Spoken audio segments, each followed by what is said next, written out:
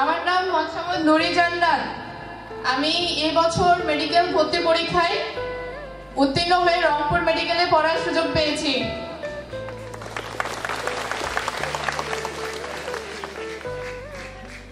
আমার এসএসসি এই স্কুলেই ছিল।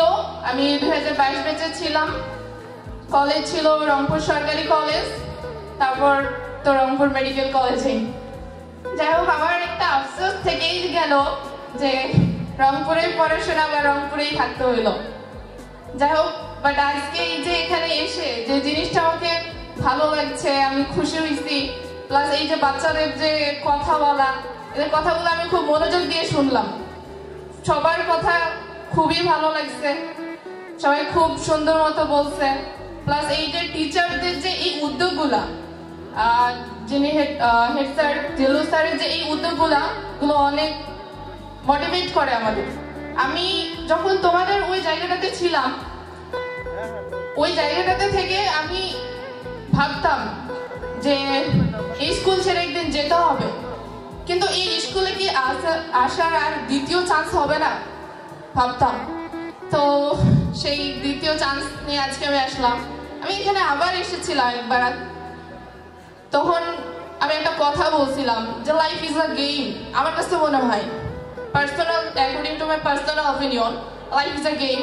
It has 3 levels. I think one level is coming, যেটা তোমরা অলরেডি দিতে যাচ্ছ, এসএসসি পরীক্ষা। এই পরীক্ষাতে তোমরা ভালো করবা, তোমাদের একটা লেভেল কমপ্লিট হয়ে যাবে। সেকেন্ড লেভেলে যদি কথা বলি, এইচএসসি পরীক্ষা। এইচএসসিতে ভালো করবা, গোল্ডেন নিয়ে পাস করবা, তোমাদের second level complete. And third level, always একটা গেমের থার্ড লেভেল হার্ড হয়, একটু হার্ড হয় আমার কাছে যেটা মনে হচ্ছে, সেটা হচ্ছে অ্যাডমিশন লেভেল। তোমরা এই লেভেলটা যদি ভালো করে পার করতে পারো, তোমাদের যে লাইফের জার্নিটা, একটা লং জার্নি, সেই জার্নিটা অলওয়েজ রাফ হয়, এই রাফ জার্নিটা স্মুথ হয়ে যাবে, আমি বিশ্বাস করি। তো সেইভাবে তোমরা পড়াশোনা করবা। আর এসএসসি যে পরীক্ষার্থী আছো তোমরা, তোমাদের মেবি 10 তারিখ থেকে পরীক্ষা এপ্রিলে।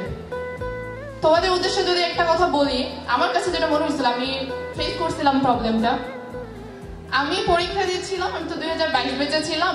তো বাংলা, ইংরেজি, গণিতে 3টা পরীক্ষা দেওয়ার পর আমার আব্বু আমাকে বলতেছে কি যে সৈয়দপুর বিজ্ঞান কলেজ নামে একটা কলেজ আছে, যেখানে হচ্ছে তোমার মার্ক বেশি পেলে চান্স পাওয়া যায়।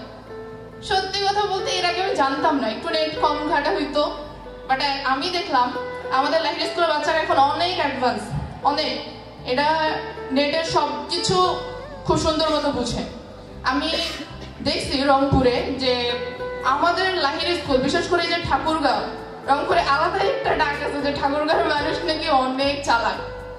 তো কথাটা শুনলে ভালো লাগে, আমার মনে হয় যে অনেক চালাক, চলা যাবে সুন্দর মতো। সেই অনুযায়ী ওইখানে আসছে যে কথাটা বলতেছিলাম, ছোট্ট কথা। 3টা পরীক্ষা দেওয়ার পর জানতে পারলাম যে সৈয়দপুর বিজ্ঞান কলেজ নামে একটা কলেজ আছে, ওইখানে পাইতে হয়। তা আব্বাকে আমি আফসোস নিয়ে বললাম যে তুমি আমাকে একটু আগে বলবা না, প্রিপারেশন ঠিকই ছিল, তো তুমি আমাকে একটু আগে বলবা না যে আমি এত মার্ক পাইতে হবে, তাহলে আমি সেইভাবে পরীক্ষাগুলো দিতাম। তো তারপরে পরীক্ষাগুলো দিলাম, ওইভাবেই দিলাম, টার্গেট নিয়ে যে এত মার্ক পাইতে হবে, তাহলে হয়ে যাবে। সুন্দর মতো দিলাম, ওই মার্কটাই আসলো। বাট আফসোস, রেজাল্টে গিয়ে দেখি বাংলা, ইংরেজি, গণিতেই আমার মার্কটা কম, বাকি সবগুলো মার্কই ঠিক ছিল। তো দিলাম, চয়েস আসলো না। আমি একটা জিনিস এখানে এসে দেখলাম, আমি তো আসছি একটু আগেই, তো দেখে আমি এক স্টুডেন্টকে জিজ্ঞাসা করলাম যে তুমি সৈয়দপুর বিজ্ঞান কলেজকে চিনো? ও বলে চিনে।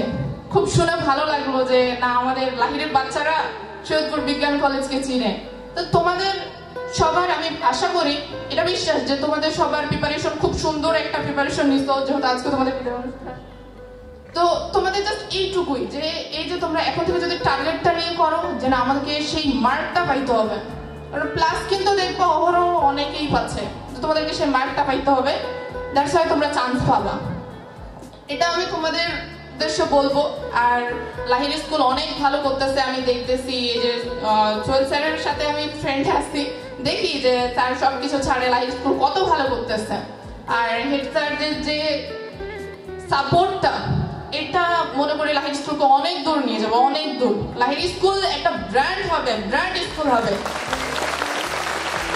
ঠাকুরগাঁও গভর্নমেন্ট কলেজ, ঠাকুরগাঁও যে বয়েজ কলেজ, গার্লস কলেজ, এগুলোর থেকে আমি মনে করি ঠাকুরগাঁও জেলা থেকে যদি বাইরে কোনো স্কুলের নাম আসে সেটা একমাত্র লাহিড়ী বহুমুখী উচ্চ বিদ্যালয় হবে। কি আমরা পারবো তো?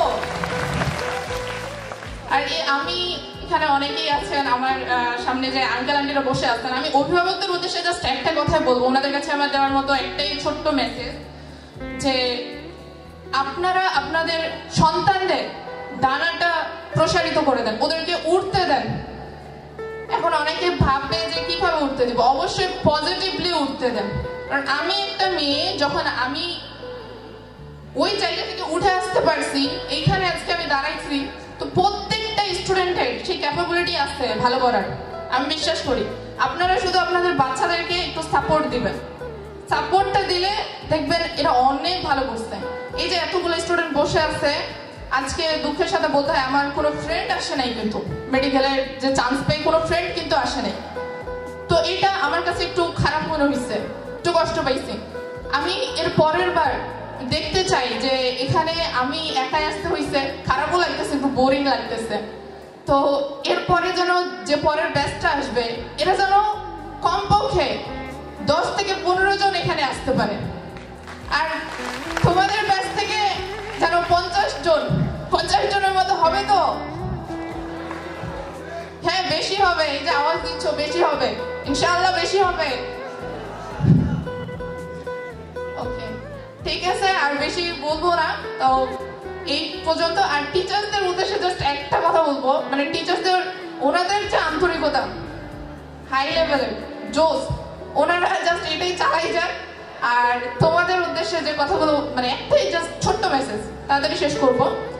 টিচার্সদের কখনো ডিসরেসপেক্ট করিও না, এই জিনিসটা প্রচন্ড ভয়ঙ্কর একটা জিনিস। অবশ্যই রেসপেক্ট দিবা, অবশ্যই। এই বলে আমি শেষ করছি। সবাই আমার জন্য দোয়া করবা, ইনশাআল্লাহ যেন ভালো ডাক্তার হইতে পারি। ওকে, সবাইকে ধন্যবাদ। আসসালামু আলাইকুম।